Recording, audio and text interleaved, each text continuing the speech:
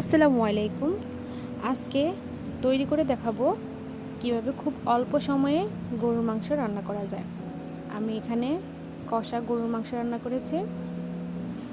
প্রথমে পেঁয়াজটাকে একটু ভাজা ভাজা করে নেব হালকা একটু লবণ দিয়ে, কারণ লবণটা দিলে পেঁয়াজের পানিটা ঝরে যায় এবং তাড়াতাড়ি পেঁয়াজটা ভাজা হয়ে যায়। তারপর আদা রসুন বাটা দিয়ে দিব, একটু বাদাম বাটা দিয়ে দিব, ভালো করে মিক্স করে লবণ দিয়ে দিব।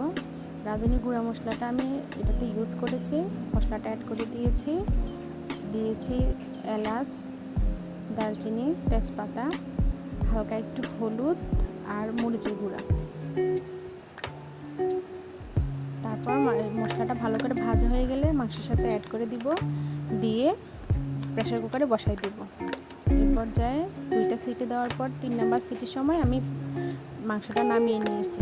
তারপর একটা ফ্রাই প্যানে রসুন, পেঁয়াজ কুচি আর শুকনো মরিচ, আলুগুলো ভালো করে ভেজে নিচ্ছি। একটু হলুদ গুঁড়ো, মরিচ গুঁড়ো আর লবণ দিয়ে দিয়েছি। ভালো করে আলুগুলো ভাজা হয়ে গেলে মাংসের সাথে অ্যাড করে দিয়ে টেস্টি সল্ট দিয়ে দিব। তৈরি হয়ে গেল আমাদের গরুর মাংস কষা। রেসিপি দেখে আপনারা ট্রাই করে জানাবেন কেমন হয়েছে। Thank you. আসসালামু আলাইকুম।